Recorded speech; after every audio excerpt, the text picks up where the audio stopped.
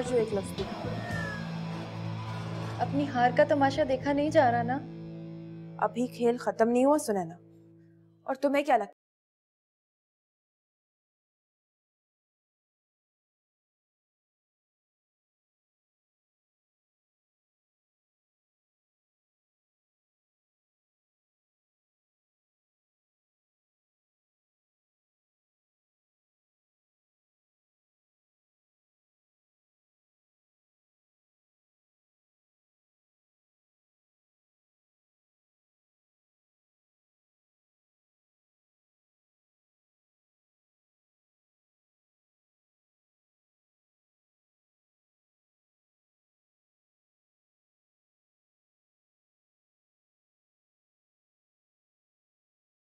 हाथ वैसे भी कुछ नहीं लगने वाला। मेरे हाथ तो पहले से ही भरे हुए हैं। तुम्हारे हाथ खाली हैं, तुम सोचो। मैं तो जा रही हूँ।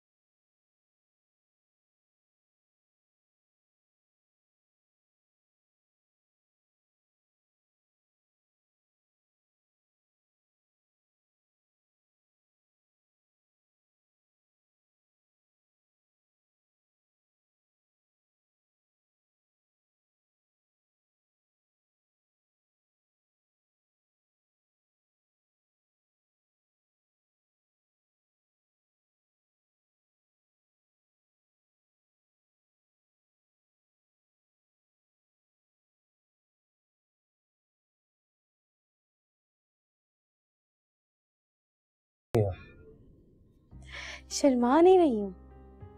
सुनो,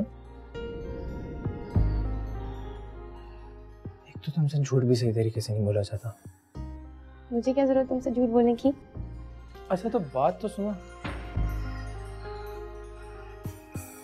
छोड़ो, मुझे बहुत काम है। मुझे भी काम है। क्या काम है? हाँ, ये देखो। ये क्या है? हमारे हनीमून के टिकट्स। दिखाओ। नहीं दिखाओ। नहीं यार, नहीं, कोई तुम नहीं दिखाओगे तो मैं नहीं जाऊंगी, सोच लो। चाहेंगे तो तुम्हारे अच्छे भी। अच्छा,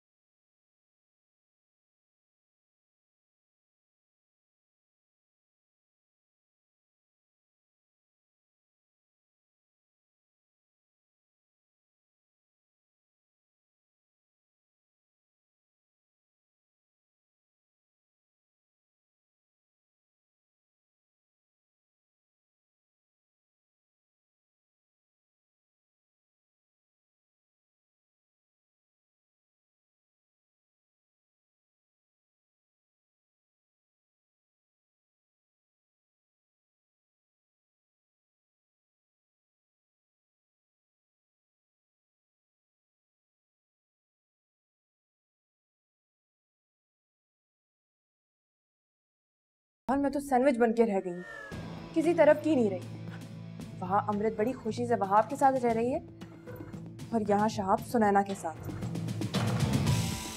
वहाब और अमृत खुश तो होंगे ही। खुश? सिर्फ खुश नहीं, बहुत खुश। हनीमून की प्लानिंग कर रहे थे।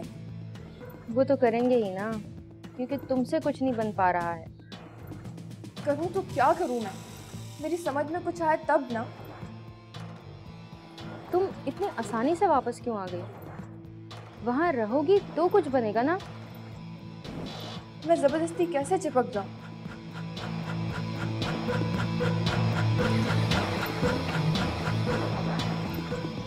अरे हाँ,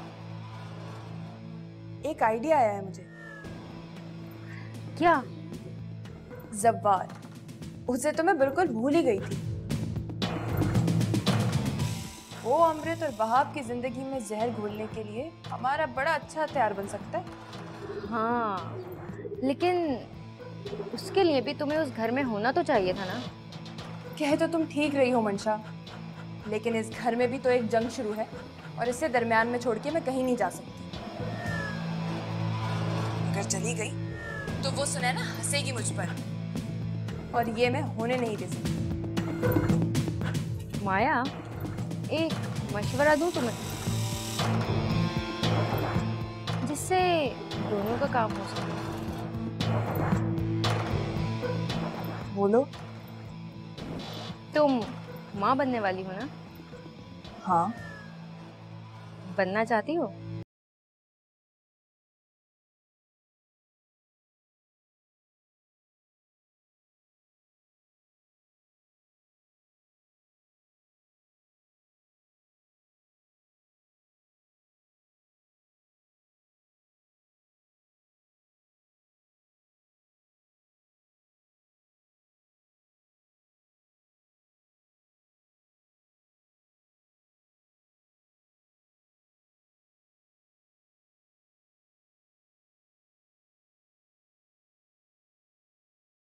पता नहीं यार मंशा, क्या हो गया मुझे। या तो मैं कमजोर पड़ गई हूँ या वो सुनैना बहुत चालाक है। इतनी मक्कारी और चालाकी से उसने सबके दिलों को मोम कर दिया। एक मॉम के अलावा सभी उसके जाल में फंस चुके हैं, और शायद मॉम की हमदर्दी भी मेरे साथ इसलिए है कि मैं माँ बनने वाली हूँ। यही तो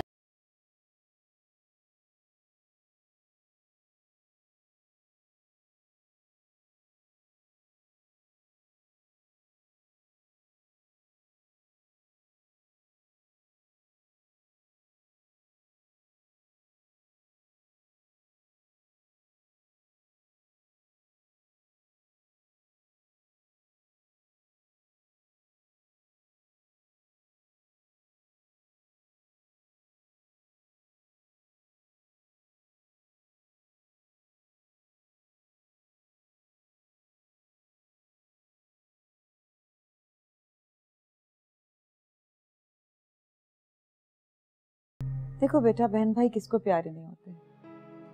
औलाद की मोहब्बत अपनी जगह, लेकिन बहन भाइयों के प्यार की भी कोई मिसाल नहीं होती। आज भी जब मैं अपने डैड का घर याद करती हूँ ना, तो मुझे वो वक्त याद आ जाता है जब हम बहन भाई आपस में खेलते थे, लड़ते थे, झगड़ते थे। आप बिल्कुल ठीक कह रही हैं। और हम तो सिर्फ 2 बहनें हैं। अम्मी और बाबा के जाने के बाद बड़ी बहन होने के नाते मेरी जिम्मेदारी बनती है कि माया को कभी भी किसी भी चीज की तकलीफ ना पहुंचे। माया बाबा की बहुत लाडली थी। पापा के इंतकाल के बाद उसको एहसास महरूमी होने लगा था। जाहिर है बेटा, बाप बाप होता है। बाप का साया सर से उठ जाए तो औलाद अपने आप को कमजोर महसूस करने लगती है। बाप बिस्तर पर भी हो ना तो उसका बड़ा हौसला रहता है, मगर तुम हद से ज्यादा माया की फिक्र नहीं किया करो। उस पर जिम्मेदारी डालोगी तो वो अपना घर बनाने की तरफ तवज्जो देगी ना। तुम्हें पता है, शादी के बाद एक दफा लड़ झगड़ कर सफदर से मैं अपने डैड के घर चली गई थी। मेरे डैड ने मुझे इतना डांटा कि तुम सोच भी नहीं सकती थी। हालांकि गलती मेरी थी भी नहीं। उसके बाद मेरी कभी हिम्मत ही नहीं हुई कि मैं अपने डैड के घर जाने के बारे में सोचूं भी। और आज देख लो, मैं और सफदर हंसी खुशी इसी घर में रह रहे हैं। अल्लाह तुम दोनों बहनों की मोहब्बत कायम रखे और तुम दोनों को अपने अपने घरों में आबाद रखे। आमीन। अच्छा ये बताओ, तुम लोगों की हनीमून की तैयारी कहाँ तक पहुंची? हाँ, बस तैयारी तो ऑलमोस्ट सारी मुकम्मल ही है। वहां आ जाए तो मार्केट जाना है, हमें छोटी मोटी चीजें लेंगे।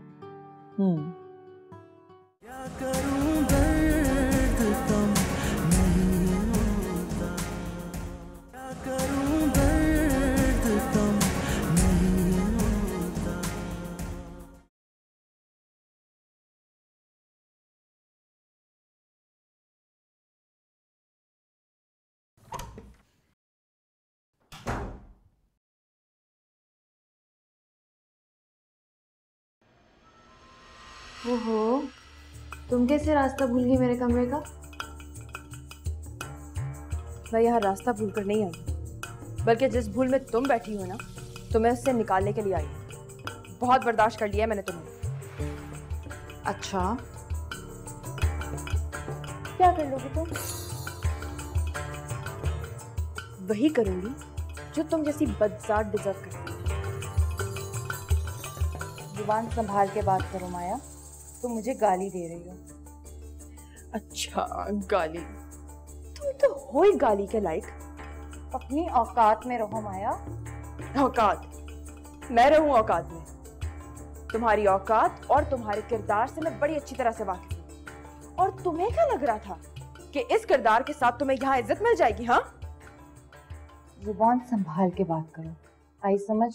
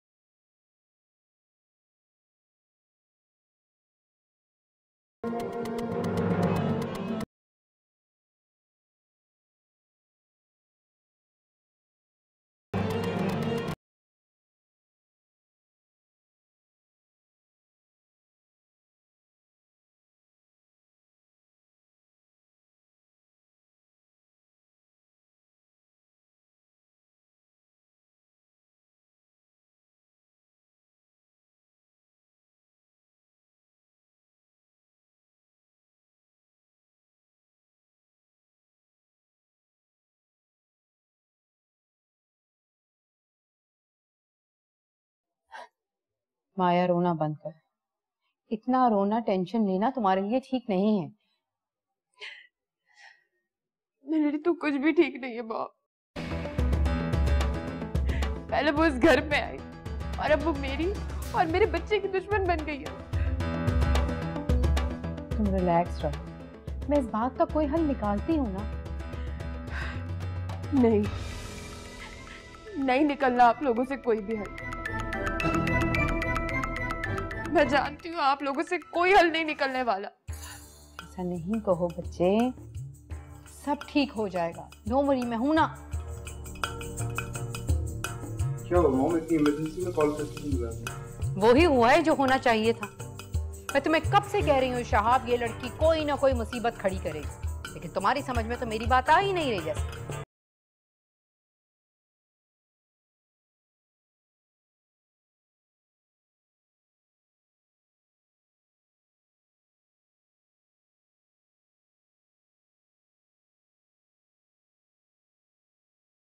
क्या हो गई है?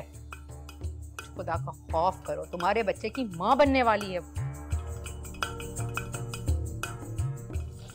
इसे क्यों ख्याल होगा मेरा?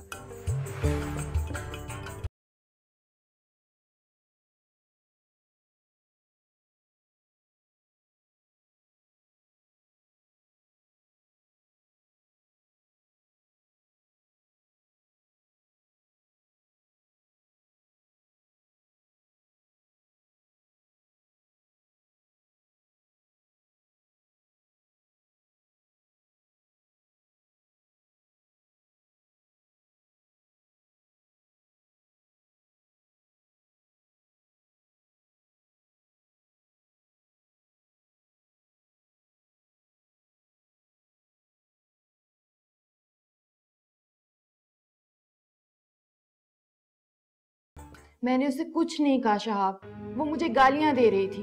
कोई भी औरत ऐसी बातें बर्दाश्त नहीं कर सकती जो उसने मुझसे की होंगी सुनैना, लेकिन तुम्हें उसे अवॉइड करना चाहिए था। तुम जानती तो हो उसे। मैं उसके पास नहीं गई, वो मेरे कमरे में आई थी। और तो और मेरे मना करने पर उसने मुझ पर हाथ उठाया, मारा उसने मुझे। अब इसमें मेरा क्या कसूर है? ऐसे तो वक्त से पहले ही सारा खेल खराब हो जाएगा। सुनैना, हम जो चाह रहे हैं वो नहीं हो पाता, समझ रही हो ना? तुम जानती हो मॉम और डैड पहले ही उसके साथ। ये तुम मुझे समझा रहे हो? मुझे? ये सब मेरा ही प्लान है और मैं अपना प्लान अपने हाथों से खुद क्यों खराब करूंगी? अब वो मुसीबत खुद मेरे गले पड़ गई तो मैं क्या करती? और अगर तुम सुन ले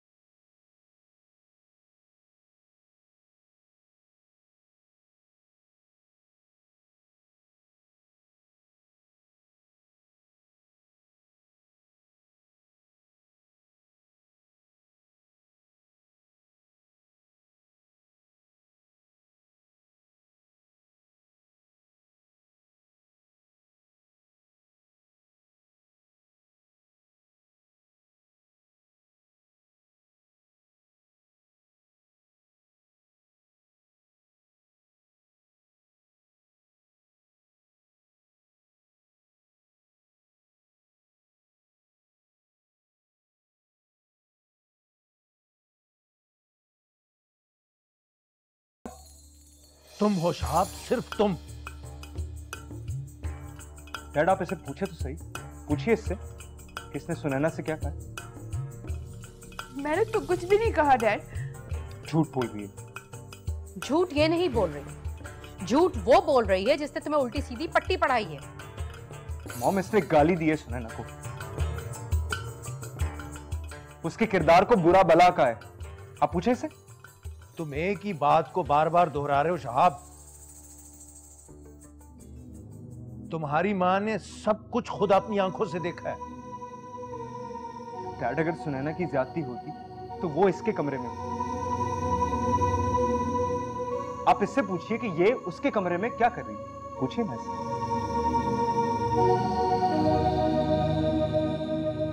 डैड मैं तो वहां से गुजर रही थी, उसने मुझे अंदर बुला लिया और मुझसे फिर उल्टी सीधी बातें करने लग गई। जब मैंने कुछ कहा तो मुझे मारने भी लगी।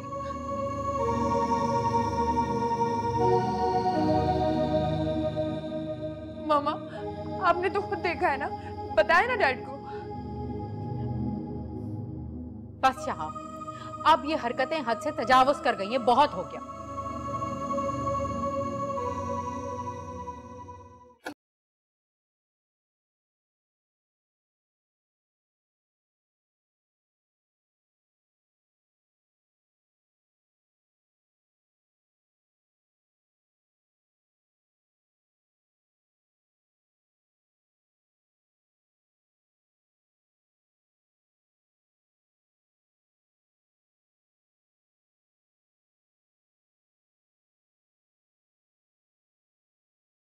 इसके बाद मैं कुछ बर्दाश्त नहीं करूंगा।